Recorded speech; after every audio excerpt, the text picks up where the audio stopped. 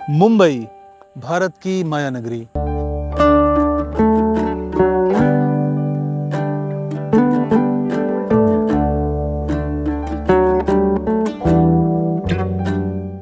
एक ऐसी दुनिया जो चमक धमक से भरी है, जहां जन्म और मृत्यु दर दुनिया के हर कोने से ज्यादा है। हर रोज उगते सूरज के साथ यहाँ हजारों सपने जन्म लेते हैं और हर शाम ढलते सूरज के साथ हजारों सपने दम तोड़ देते हैं। यहाँ हर रोज पर्दे के पीछे कितनी ही जिंदा कहानियां लिखी जाती हैं, जो सांस लेती हैं, बात करती हैं। कई कहानियां पर्दे पर आने से पहले ही दम तोड़ देती हैं। यहाँ कितने ही किरदार गढ़े जाते हैं, जो हमारे जैसे होते हैं, हम में से होते हैं। कुछ कहानियां कालजयी बन जाती हैं, अमर हो जाती हैं। उन कहानियों के किरदार नायक बन जाते हैं। कुछ नायक से महानायक बन जाते हैं। लेकिन इसी माया नगरी में कुछ ऐसे भी किरदार हैं जो नायक और महानायक बनने की रेस से कोसों दूर बस अपने किरदार को जीते चले गए, अमर हो गए और फिर एक दिन अपनी खुशबू बिखेर कर खामोशी से कहीं गुम हो गए, इस उम्मीद में कि दुनिया उन्हें हमेशा याद रखेगी।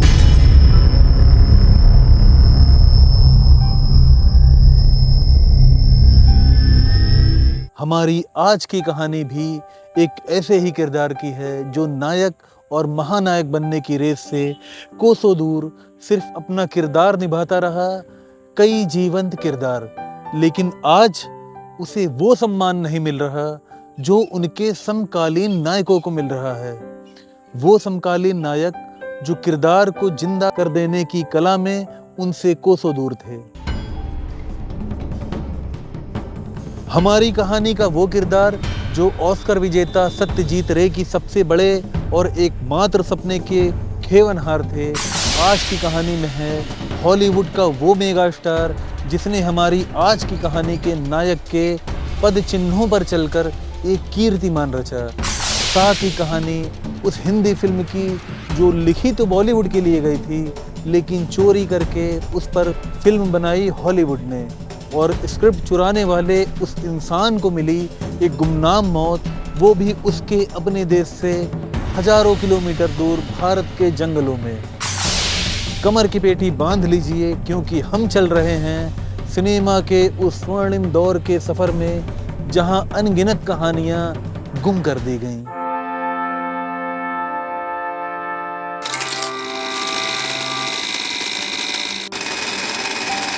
आज अगर आप किसी भी सर्च वेबसाइट पर top 3 greatest actors of all time लिखकर सर्च करते हैं, तो आपको एक नाम जरूर मिलेगा, वो है अल पचीनो। अगर आप सिनेमा प्रेमी हैं तो आपने ये नाम जरूर सुना होगा। अगर नहीं सुना है तो इनकी कोई ना कोई फिल्म देखी होगी, और अगर फिल्म भी नहीं देखी तो कहीं ना कहीं कुछ चर्चा सुनी होगी, और अगर चर्चा भी नहीं सुनी तो यकीन मानिए सिनेमा आपके लिए नहीं है। आप ये वीडियो यहीं स्किप कर दीजिए। I leave for New York tomorrow. Hell of a job, Gore.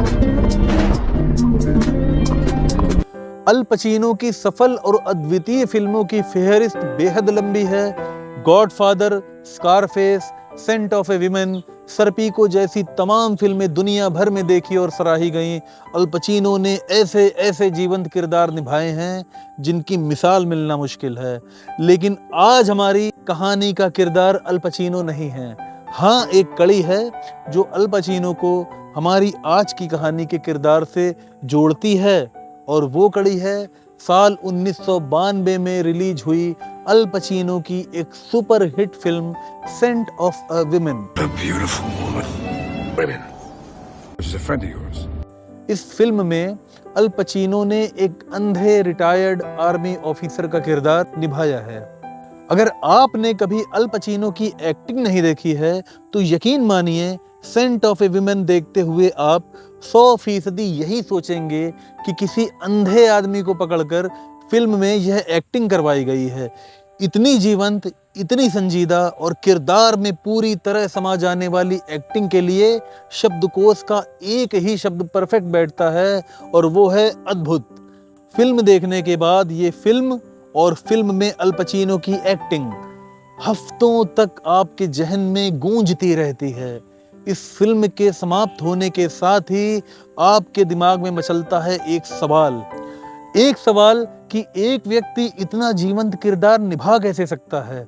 और आपके दिमाग में गूंजते हुए इसी सवाल के साथ शुरू होती है हमारे नायक की कहानी।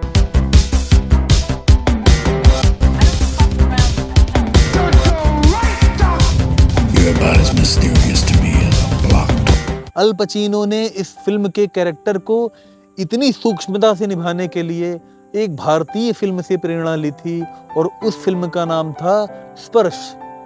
स्पर्श साल 1980 में पर्दे पर रिलीज हुई थी, जिसमें मुख्य किरदार निभाया था सदाबहार अभिनेता नसीरुद्दीन शाह ने।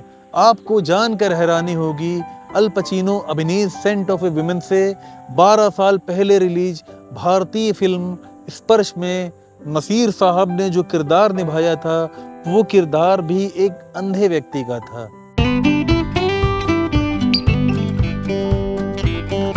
सेंट ऑफ ए विमन फिल्म में अपने किरदार के लिए अल पचीनो अंधे व्यक्तियों पर गहन रिसर्च कर रहे थे।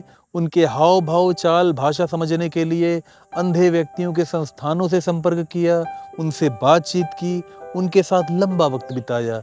इतनी मेहनत और रिसर्च के बाद भी कुछ कमी थी जिसे अल पचीनो दूर नहीं कर पा रहे थे। इस रिसर्च के दौरान उन्होंने स्पर्श फिल्म देखी और फिल्म में नसीर साहब की एक्टिंग देखते ही उन्हें वो मिल गया जिसकी तलाश में वो भटक रहे थे। इसी कहानी के क्रम में एक और मजेदार बात निकल कर आती है और वो ये कि नसीर साहब ने भी अल पचीनो की तरह ही स्पर्श फिल्म में अपना किरदार निभाने के लिए एक दूसरी हिंदी फिल्म से प्रेरणा ली थी और वो फिल्म थी संजीव कुमार साहब की क्षितिज। इस फिल्म में संजीव कुमार साहब ने भी एक अंधे व्यक्ति का किरदार निभाया था और संजीव साहब का वह किरदार आज भी सिनेमा जगत के इतिहास में माइलस्टोन बना हुआ है, जिसके आसपास भी कोई किरदार पहुंच नहीं पाया है। हॉलीवुड से लेकर बॉलीवुड तक की हमारी आज की ये यात्रा आपको इस बात का एहसास कराने के लिए थी कि संजीव कुमार कितने उम्दा एक्टर थे, एक्टिंग की दुनिया में उनकी क्या हैसियत थी।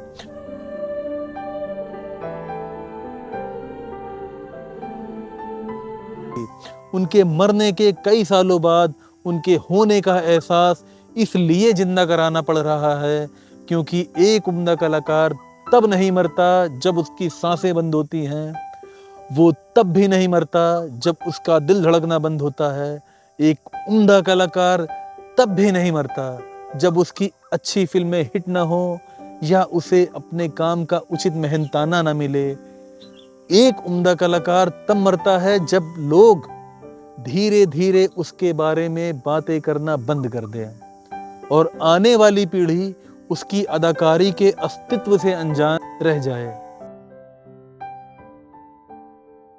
आपको अच्छे सिनेमा की तलाश में मैं थोड़ा और पीछे ले चलता हूं और समय के पीछे चलने के इस सफर में हमारे कदम ठहरते हैं नसीर साहब और ओमपुरी साहब के दौर में।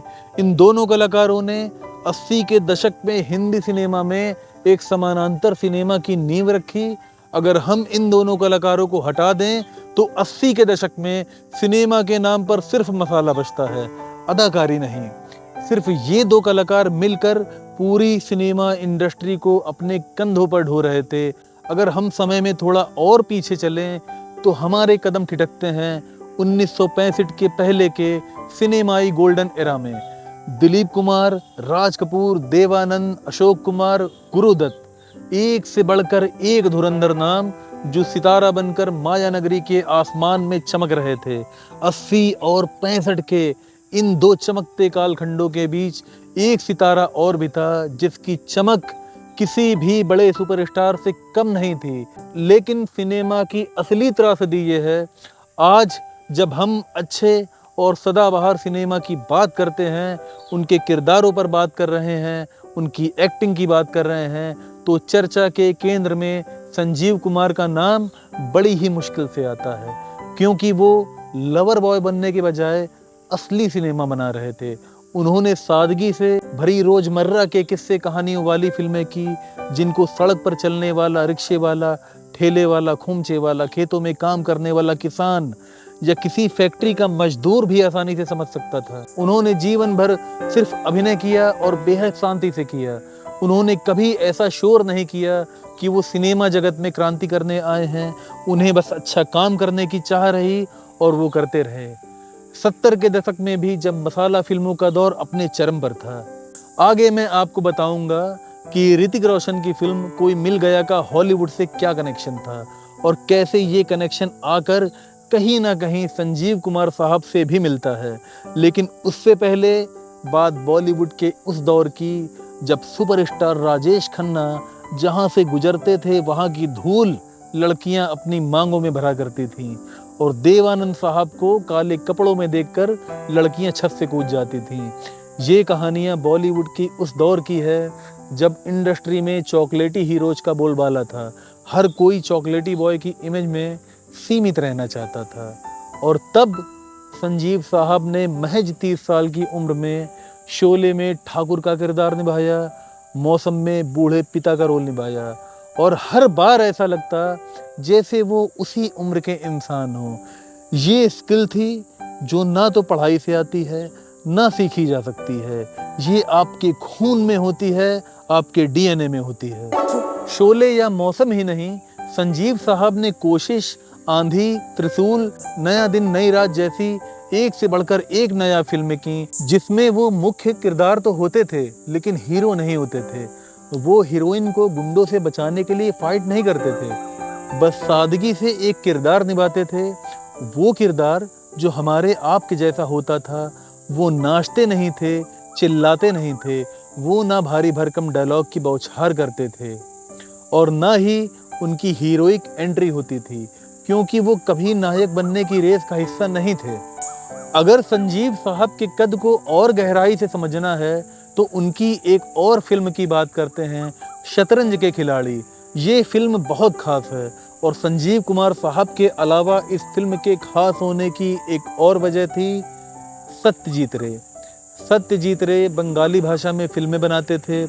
उस दौर में बांग्ला फिल्म इंडस्ट्री इतनी बड़ी थी कि बॉलीवुड को डोमिनेट करती थी। फिर रे साहब ने एक ज़्यादा बड़े दर्शक वर्ग से जुड़ने के लिए अपनी पहली हिंदी फिल्म बनाई, शतरंज के खिलाड़ी, और यह उनकी एकमात्र हिंदी फिल्म है। इस एकमात्र हिंदी फिल्म के लिए उन्होंने जो मेन कैरेक्टर चुना वो थे संजीव साहब। संजीव साहब का कद कितना ऊंचा है, उनकी लीजेसी कितनी बड़ी है, अब शायद आपको कुछ कुछ अंदाजा हो गया होगा। अगर अभी भी नहीं हुआ है तो आपको कोई मिल गया के बारे में एक दिलचस्प कहानी सुनाता हूँ। लगभग आप सबने ही ये मूवी देखी होगी, लेकिन क्या आप जानते हैं कि ये भारतीय फिल्म स्टीवन स्पीलबर्ग की मूवी ईटी से कॉपी थी। लेकिन एक भारतीय सिनेमा प्रेमी होने के नाते आपको शर्मिंदा होने की जरूरत नहीं है। दरअसल हुआ ऐसा था कि रे साहब ने एलियन टॉपिक पर एक मूवी स्क्रिप्ट लिखी, द एलियन। स्क्रिप्ट कंप्लीट होने के बाद उन्हें ये एहसास हुआ कि ये फिल्म बनाने लायक संसाधन भारत में मौजूद नहीं है। तब उन्होंने हॉलीवुड का रुख किया। रे साहब के इस महत्वाकांक्षी फिल्म को बनाने की जिम्मेदारी उठाई कोलंबिया पिक्चर्स ने। मर्लन ब्रांडो जैसे बड़े अभिनेता को इस फिल्म के लिए कास्ट किया गया। माइकल विल्सन नाम का एक व्यक्ति जो सत्यजीत रे और स्टूडियो के बीच एक मीडिएटर था, उसने रे साहब से गद्दारी की और चोरी से उनकी स्क्रिप्ट अपने नाम से कॉपीराइट करा ली और द एलियन का पूरा स्क्रीन प्ले और उसकी कई कॉपियां बनाकर हर जगह बांट दी। अब हाल कुछ यूं था कि द एलियन की स्क्रिप्ट हॉलीवुड की गली गली में घूम रही थी। बाद में उनकी स्क्रिप्ट पर स्पीलबर्ग जैसे फिल्म मेकर ने एक मूवी बनाई, ईटी। जाहिर है कि रे साहब को इस घटना से बहुत गहरा धक्का लगा, लेकिन आगे का किस्सा और भी ज़्यादा दिलचस्प है। माइकल विल्सन नामक व्यक्ति जिसने रे साहब से गद्दारी की, बाद में अज्ञात कारणों के चलते भारत आया और यहीं रहकर संन्यास ले लिया। विल्सन ने अपना नया नाम रखा स्वामी शिवा कल्की और साधना करने तमिलनाडु के जंगलों में चला गया। कुछ ही दिनों में वो मानसिक रूप से अस्थिर हो गया और फिर एक दिन रहस्यमय ढंग से उसकी वहीं मृत्यु हो गई।